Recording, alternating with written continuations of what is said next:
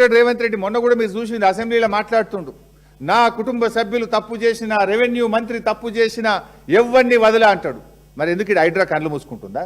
ఇది గవర్నమెంట్ భూమి అయితే హైడ్రా ఎందుకు కళ్ళు మూసుకుంటుంది? నచ్చితే నజరానా, లేదంటే జరిమానా. పేదవాడికో న్యాయం, పెద్దోడికో న్యాయం. పేదల ఇండ్లు కూర్చోడానికి ఉరికురికిపోతుంది హైడ్రా. శనివారం ఆదివారం పోయి కూలగొడుతుంది, ఆదివారం చూసుకొని కోర్టు లేనప్పుడు పోయి కూలగొడుతుంది. మరి ఇక్కడ 374 ఎకరాలు 6-7 కోట్ల రూపాయల భూమి, ఈ భూమి కాపాడడానికి హైడ్రాకు ఎందుకు మనసు వస్తలేదు? ఎందుకు హైడ్రా కళ్ళు మూసుకుంటున్నది?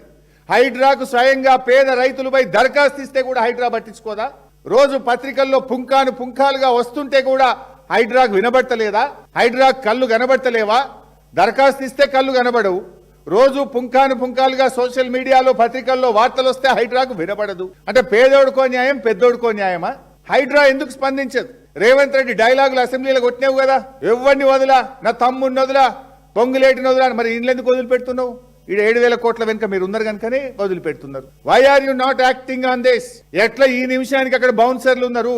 ఇప్పుడు ఆ మహిళా రైతులు చెప్పిండ్రు, నా బాయి కాడికి, నా పొలం కాడికి నన్ను పోనిస్తలేరు, పోతే నా భర్తను బౌన్సర్లు పిసికి ఒత్తి పడేసిండ్రు. నా భర్త ఒక నెల రోజుల దాకా మంచం మీదకి లేవలేదు అని చెప్పి ఏడ్చుకుంటూ ఆ చెల్లె చెప్తా ఉంది.